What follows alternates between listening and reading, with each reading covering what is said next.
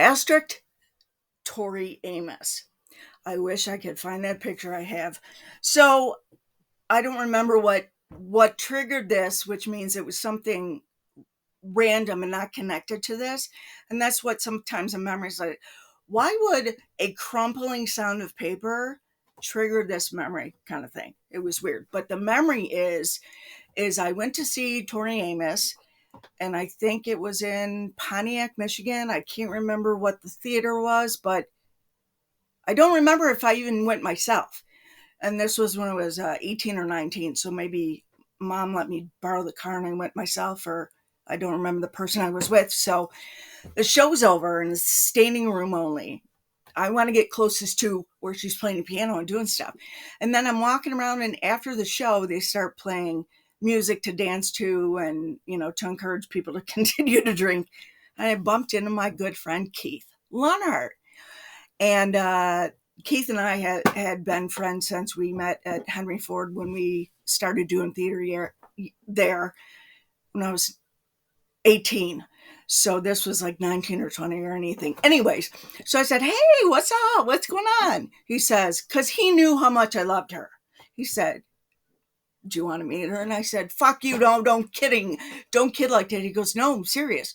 She's up in the back bar doing autographs, and I can get you in because the record store I own, which he doesn't have anymore, I know people at Sony, and I know the guy who is her manager." I said, "Oh my God, yes. Thank you. You're the best person ever." So we waited in line. And I was like, "Thank you, Keith. Thank you. Thank you," the whole time. And then I stepped up and I said, "Oh, I don't have anything for you to sign."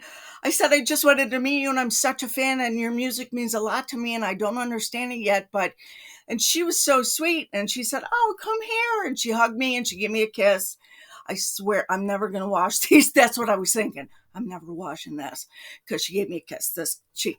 And then I think Keith had a camera, and he said, "Hey, will somebody take a picture?" So we did.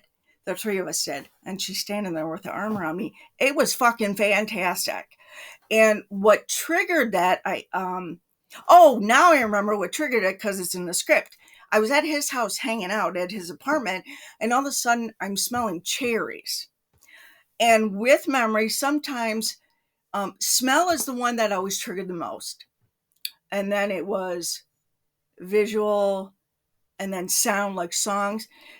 And then sometimes my brain will make my nose smell things that aren't there, because that's what's triggered. That neuron that's Tori Amos, for some reason, wants me to, okay, I feel like giving you this memory, but we're going to trigger with something weird. So I'm walking around Keith's apartment. He's like, "What the hell are you doing? Do you have cherries anywhere?" He says, "No." He says, "Why?" I said, "For some reason, I smell cherries," and it just brought up my Tori Amos memory. And I shared it with him, and he confirmed it. And come to find out that the cherries were from her video, Silent All These Years. There's a dangling of cherries on a stem for a few seconds. So that's the wonderful and weird stuff about amnesia, is why did my brain make me smell cherries? Why couldn't it just have popped up out of nowhere and just came with the story? So that was the weirdness of it. So that's how the brain is weird and incredibly awesome.